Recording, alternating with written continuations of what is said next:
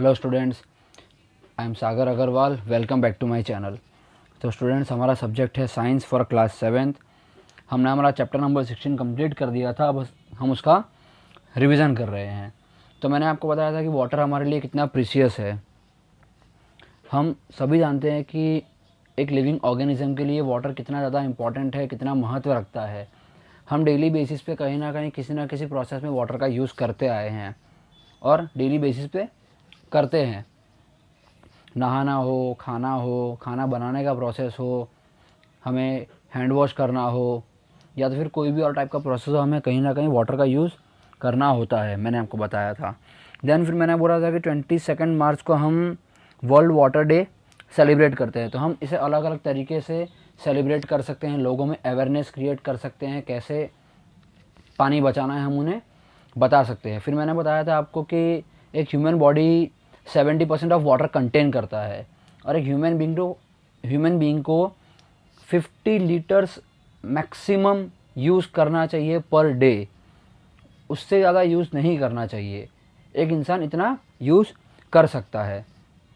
फिर मैंने आपको बताया था कि कितना % ऑफ वाटर अवेलेबल है हमारे अर्थ पे।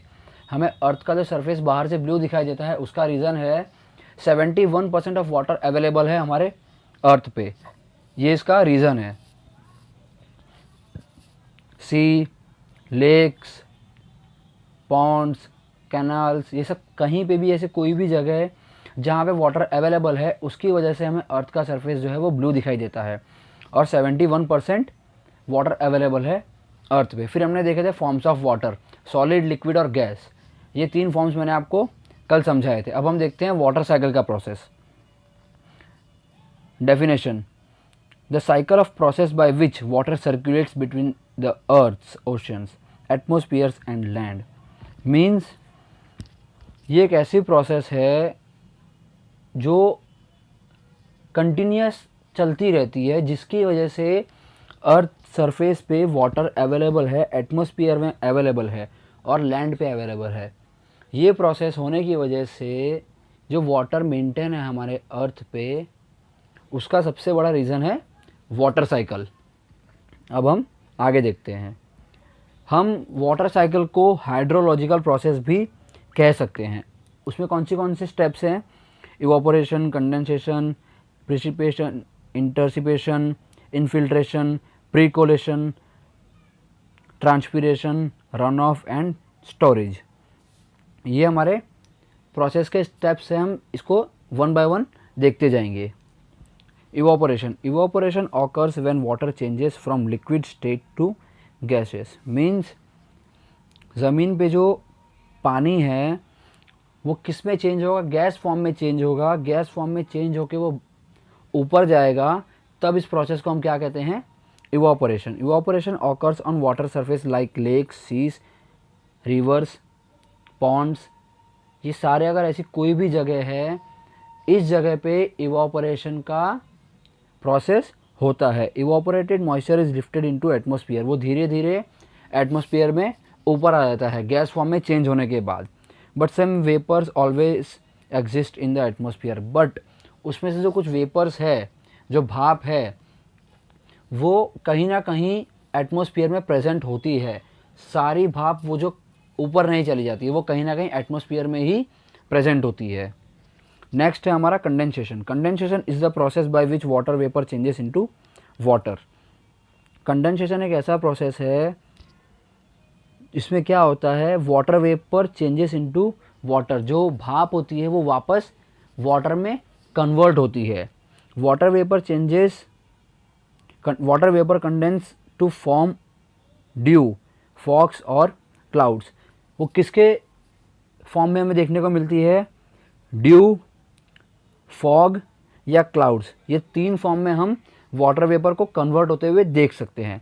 Condensation take place due to cooling of air. जब हवा में बहुत ज़्यादा ठंडापन होता है तब कंडेंसेशन हमें महसूस होता है, तब हमें पता चलता है कि ये कंडेंसेशन है। Precipitation is the process that occurs when water particles fall from the atmosphere and reach the ground। मतलब जब बारिश होती है तब ये प्रोसेस हमें देखने को मिलता है। बारिश की बूंदें, पानी की बूंदें ज़मीन पे गिरती है।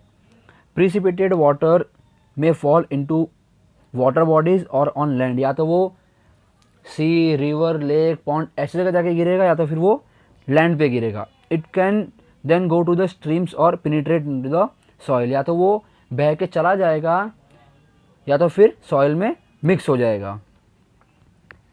इंटरसिपेशन is the process of interrupting the movement of water in the chain of transpiration events leading to streams। मतलब जो पानी बह के आता है वो क्या होता है, या तो वो बह के नदी में चला जाएगा, रिवर्स में चला जाएगा, या तो फिर स्टोरेज में जाके जमा हो जाएगा।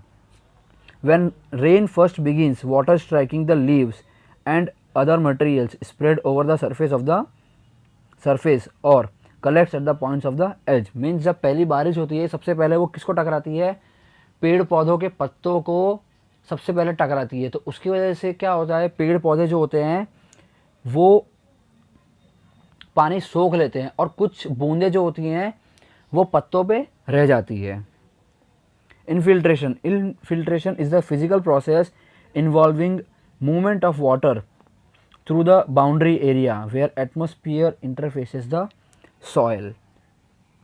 मीन्स क्या होता है, जब इनफिल्ट्रेशन का जब प्रोसेस होता है इसकी वजह से क्या होता है, जो पानी गिरता है वो पानी ज़मीन में सॉइल में मिक्स हो जाता है, या तो फिर रॉक्स के अंदर जाके जो अर्थ के नीचे जो रॉक्स होते हैं वहाँ जाके वो पानी जमा हो जाता है। Infiltrated water and water stored in the soil can become surface run of, या तो वो अंदर जाके जमा हो जाएगा, सॉइल में मिक्स हो जाएगा, या तो फिर जो अंदर रॉक्स होते हैं अर्थ के नीचे वहाँ पे वो पानी जमा होगा और वो धीरे धीरे वहाँ से बह के चला जाएगा। जगह जैसे मिलती जाएगी वैसे वैसे वो पानी बहता जाएगा। Percolation is the movement of water through the soil due to gravity and by capillary forces. All ground water originates as subsurface water. जैसा कि मैंने बताया था आपको लास्ट टाइम, प्रिकोलेशन क्या होता है, जो सारा पानी ग्रेविटेशनल फोर्स से नीचे आता है वो कहीं ना कहीं आके पानी जमा होता है और वो ग्राउंड वाटर को इंक्रीज करता है। वो धीरे धीरे पानी वहाँ पे आके जमा होना स्टार्ट हो जाता है। लास्ट टाइम मैंने आपको ये बताया था। सब सरफेस मतलब जो अंदर अर्थ के नीचे जो रॉक्स होते हैं वो उस पानी को क्या करते हैं, होल्ड कर लेते हैं। जो पानी बारिश के थ्रू या फिर बह के आता है उसको। Transpiration is the biological process that occurs mostly in the day. ये डे प्रोसेस में होता है, डे में होता है mostly. Water inside plant is transfer to the atmosphere as water vapour. Only a small portion of water is retained by the plants.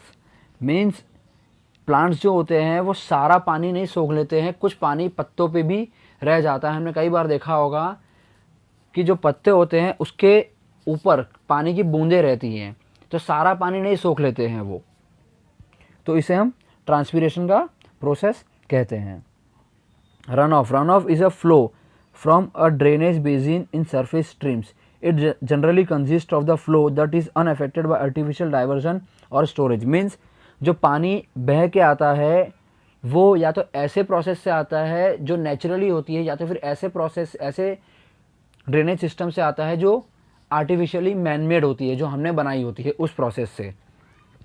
तो सारा पानी फ्लो होके एक जगह पे आके इकट्ठा हो जाता है।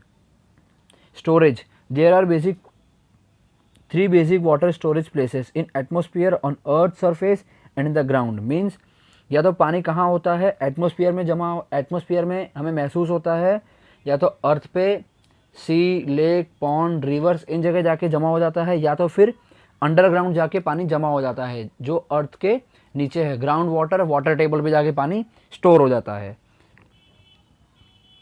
Surface storage places are ocean, lakes, reservoirs, glaciers, जैसे मैंने अभी आपको बताया।